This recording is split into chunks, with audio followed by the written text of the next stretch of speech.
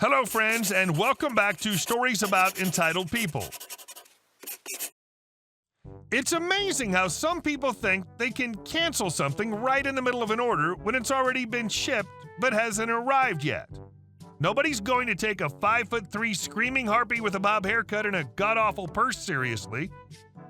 But before we begin, don't forget to subscribe to our channel if you're new here and turn on notifications so you don't miss a new video every single day. Here we go. Entitled Karen thinks she's entitled to a refund. So I had sold an item on Mercari, and Karen bought it. A book for $15, free shipping, media mail. It was a very nice book. I'd printed the shipping label within 24 hours and shipped within 48 hours.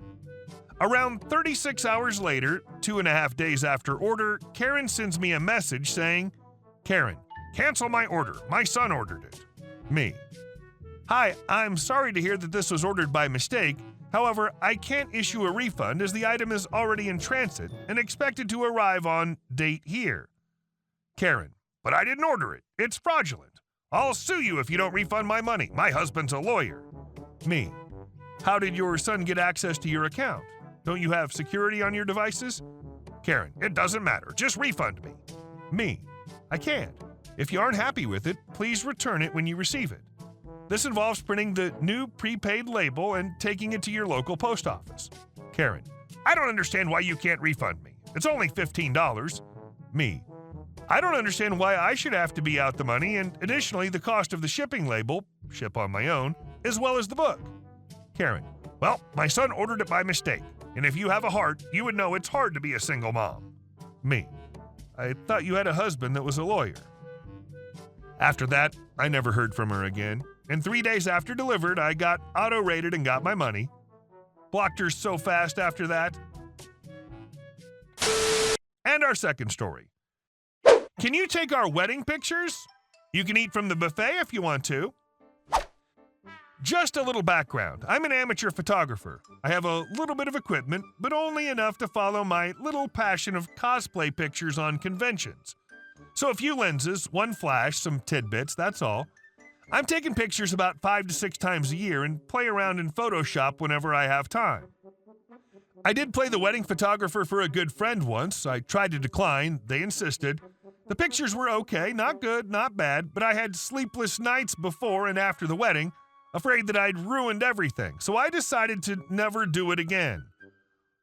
All is settled in Central Europe. A wedding photographer costs about €500 and up. So the ex of a good friend of ours called after 2 years. We were rather close during our relationship. She never kept in touch after they split up and told me she was getting married. Congratulations and all. Then, "Hey, we wondered if you could take our wedding pictures. I remembered that you have a nice camera and we'd really appreciate it." I'm sorry. I don't think I can do that. I did that once. It was just too stressful. I'm only an amateur and I'm just too afraid to botch up your wedding pictures." "Oh, that's no problem. I've seen your pictures. They're great. You'll do fine." No, still, I'm sorry. "But we're desperate. The wedding is already in August. We don't have enough money and time to look for another photographer." It was March? More than enough time, and there was another thing. "Well, sorry, and besides that, I'm pregnant. I would be 9 months on during the wedding. I don't think I can physically do that much photos anyway at that time." "Yes, congratulations. I heard that from mutual friend. No, you wouldn't have to crawl on the floor or anything. It'd be okay if you just take a few nice pictures of us and a few family pictures, not more than an hour. I so love your pictures." By this time, I'm almost caving. I know they're both not paid well. I didn't bring up costs like gas money. Still no, sorry. Listen, if I'm up to it, I can be a backup for the real wedding photographer if he doesn't mind, but I don't know if I can make it. Please look for another photographer. She finally gave in, gives a polite goodbye, and that was it. Now, I did look up her wedding location. It'd be at least €30 in gas to reach it from my place. It'd involve at least 3 to 4 hours in driving and taking pictures, not to mention hours and hours of retouching. All in all, I don't have the time and energy to do it, and I'm glad she never called back. Till July. "Hi, so it's July, and we wanted to take you up on your offer from earlier this year. We haven't found another photographer, and I'm so glad you can take over. We appreciate it." No, I said I might be a second photographer, and I really don't know if I can make it. My doc told me to lie down as much as possible. Complete truth. But the other photographers are so expensive. I know it's hard on you, but I talked to fiancé, and you're free to dig in at the buffet. What, so that wasn't included in the first place? Sorry, but I think I'll pass. Oh, no, you don't even have to bring a present or anything. Please, please, please, we just can't afford it. Me, already semi-caving in, though I'm really bothered at the buffet and present comments. Isn't there anyone else you can ask? I know of a few fellow amateur photographers that might jump in, but they won't do it for free. They'll at least expect gas money and some money for their effort. No thanks, that'll be too much. When we have to pay for gas money, that's no option. They can eat at the buffet if that's enough. We already said no to our best man. He's a real photographer, and can you believe it? He said he'd do the pictures for free, as a gift. And all he wants is for us to cover his hardware expenses of 100 euros. That's an insane amount of money. He totally tried to rip us off. And then he wouldn't even gift money. So that would be a double expense on our side. What? I was totally baffled by that. So they declined a really generous offer of a real photographer who wants to cover the wearing off of his equipment. Totally justified. I know that you can blow several flashes, the cameras wear off and everything. And they expect people to just blow their own time and money on a wedding shot where the only compensation is you can eat from the probably cheap buffet? I went off the phone real quick, but not before I advised her to take the offer of the best man. Her wedding pictures on Facebook tell me that she didn't. Best man's in most of the pictures, all of them clearly done with a compact cam from someone with a lot of enthusiasm, but no skill. Well, she got what she paid for. Good for you for standing your ground. And our next story. Make sure you CC your boss on all our emails. Backstory. Last year I worked for a subpart of large realtor company, and my boss just so happened to be my very overprotective aunt. She took me under her wing as her client care coordinator, glorified word for the assistant. This just meant that I dealt with all her clients and communicated very closely with the big boss's secretary, who we'll call Linda, not her real name. Linda was always very rude to me, but I didn't take it to heart because, well, I just didn't care. So into the story.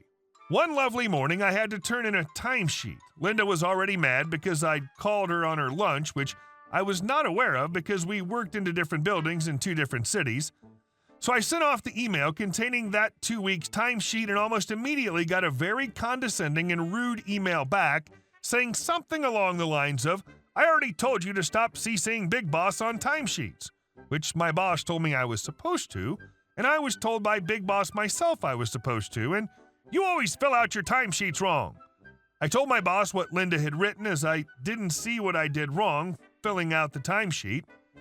She was mad but rolled her eyes and gave me permission to give her attitude back, so I did. I got an email, CC your boss on every email you send me from now on. She won't be happy with your attitude. Wish granted, Linda. I CC'd my boss on everything sent to Linda. 2 weeks later, after other rude messages from Linda, timesheets came around and I got pretty much the same message as before. I told my aunt to read the messages she'd been CC'd on. She was pissed. She immediately got up and told her partner that she needs to go speak to the big boss. Pretty much went to the other office, tore Linda a new one, then showed all email conversations to Big Boss. Linda got in a lot of trouble. The Big Boss said, if we have to have another meeting about courtesy, you will be terminated. A week later, my aunt told me Big Boss wanted me to train for a new job opening. It was Linda's job. You're lucky to have family that's protective of you. And now you got a better paying position with benefits.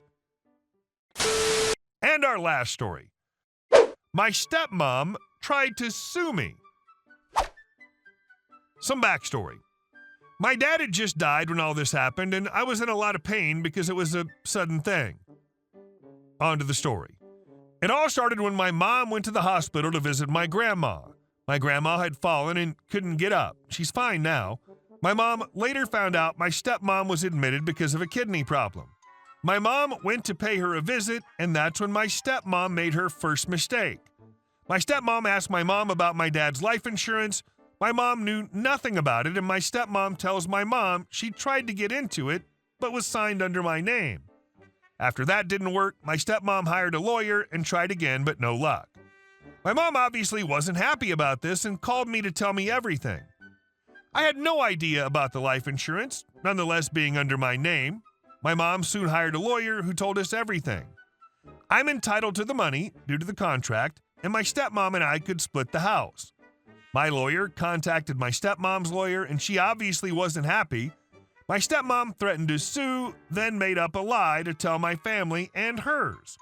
The lie also said that my mom brought lawyers into it first when she actually did. The lie was that I wanted 75% of the house and all of the money, which of course wasn't true. My family didn't believe her, but her family did. As a last-ditch effort to show that she wanted the money, it shows that she was planning on divorcing my dad while he was on his deathbed. After a while, my stepmom and I agreed that I would get the life insurance and she would buy out half the house. When her family found this out, obviously they attacked me, saying how I'm a terrible person and that I should have given her the money to help with her medical bills.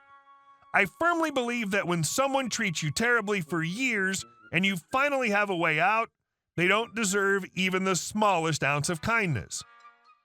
I'm glad she's out of my life. Miserable person who wanted to make everyone else miserable with her. Hey guys, thank you all for watching the video. I'll see you in the next one.